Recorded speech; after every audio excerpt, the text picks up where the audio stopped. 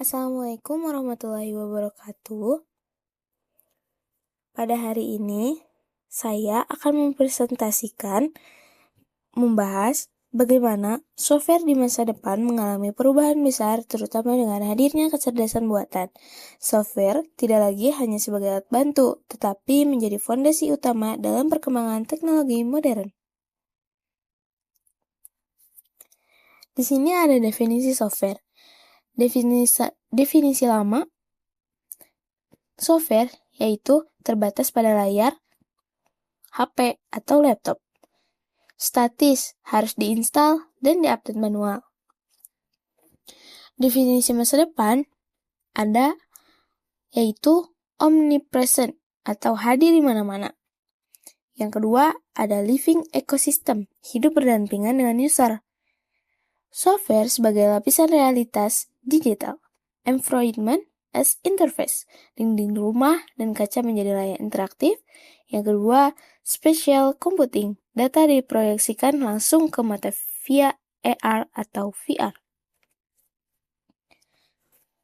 Paradigma, software tidak lagi sekadar aplikasi, melainkan menjadi lapisan realitas digital. Kini bisa melihat pergeseran besar dari software 1.0 ke software 2.0. Jika sebelumnya manusia menulis logika secara eksplisit, kini AI mampu belajar dari data dan menemukan pola sendiri melalui machine learning. Di masa depan, bahasa manusia menjadi sintak baru. Perkembangan software tidak lagi harus menulis kode rumit. Cukup menggunakan bahasa sehari-hari atau perintah suara untuk menghasilkan aplikasi. AI disebut juga sebagai mesin utama software masa depan karena otomatisasi tinggi, efisiensi waktu, kemampuan belajar terus-menerus, analisis data besar, meningkatkan pengalaman pengguna. Software masa depan akan bergantung pada AI untuk menjadi lebih cerdas dan responsif. Ada autonomous agent, yaitu software cerdas yang dapat bekerja sendiri, menyelesaikan tugas kompleks seperti merencanakan liburan, memesan tiket, hingga melakukan pembayaran secara otomatis. Ada juga generative AI integration, yaitu software yang mampu menghasilkan konten sendiri secara real-time seperti dialog NPC tanpa skrip dan pembuatan gambar otomatis. Interface software, dari tampilan ke pengalaman. Interface software saat ini tidak lagi hanya berfokus pada tampilan visual, seperti warna, tombol, atau layout. Interface telah berkembang menjadi pengalaman digital, yaitu bagaimana pengguna berinteraksi, merasakan, dan memahami sistem secara keseluruhan. Pengalaman ini mencangkup kemudahan pengguna, kenyamanan interaksi, respon sistem yang alami. Oleh karena itu, desain interface modern berfokus pada kebutuhan dan perasaan manusia, seperti emosi, kebiasaan, dan kondisi pengguna, agar teknologi terasa lebih ramah, intuitif, dan tidak lagi membebani.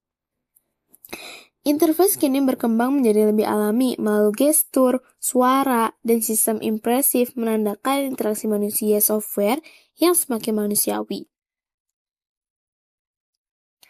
Di sini ada komputer kuantum. Komputer kuantum adalah jenis komputer canggih yang memanfaatkan prinsip-prinsip fisika kuantum seperti superposisi dan entanglement untuk memproses data menggunakan qubit, bukan qubit biasa, 0 atau 1, membuatnya jauh lebih cepat dalam menyelesaikan masalah kompleks yang mustahil bagi komputer klasik, seperti simulasi molekuler, optimasi, dan kriptografi tingkat lanjut. Di sini ada blockchain. Blockchain adalah sistem pencatatan digital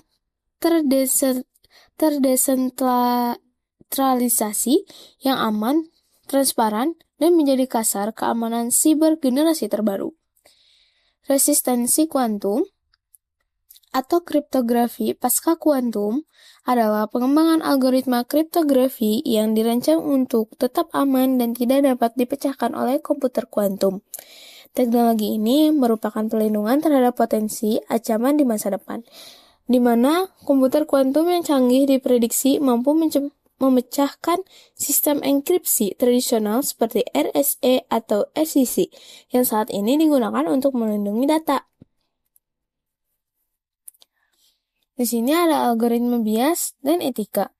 Bias ini umumnya muncul bukan karena niat jahat, melainkan akibat data latih yang tidak representatif, desain algoritma yang tidak netral, serta kesalahan dalam penerapan sistem. Ada etika, prinsip moral yang digunakan sebagai pedoman agar teknologi dikembangkan dan digunakan secara adil, bertanggung jawab, dan tidak merugikan manusia. Dampak algoritma, bias, dan etika, yaitu bisa didiskriminasi orang berdasarkan ras, gender, atau status. Keputusan menjadi tidak adil karena data yang salah, orang bisa kehilangan kesempatan kerja, sekolah, atau layanan. Di sini ada job displacement dan green software. Job displacement dibagi menjadi dua. AI coding assistant, yaitu membantu menulis kode otomatis sehingga peran programmer bergeser dari coder menjadi pengawas dan pengambil keputusan. Dampak yang kedua, ada dampak pergeseran peran programmer. AI membantu menulis kode dasar dengan debugging, mengurangi pekerjaan manual, peran programmer bergeser jadi coder atau supervisor. Dan ada green software, yaitu green coding. Pengembangan software yang fokus pada efisiensi energi untuk mengurangi konsumsi daya dan emisi karbon. Ada mengurangi jejak karbon dan energi server AI. Praktik pengembangan software ramah lingkungan untuk mengurangi energi dan karbon.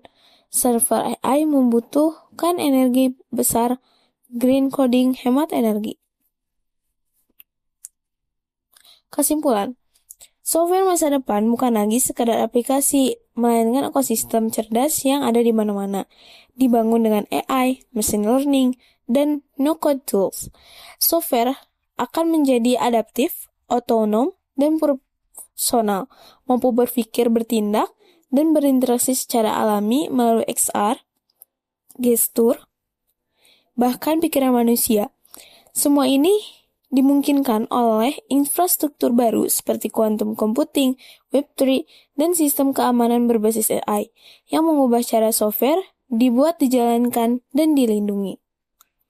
Sekian dari saya. Mohon maaf bila ada kesalahan. Wassalamualaikum warahmatullahi wabarakatuh.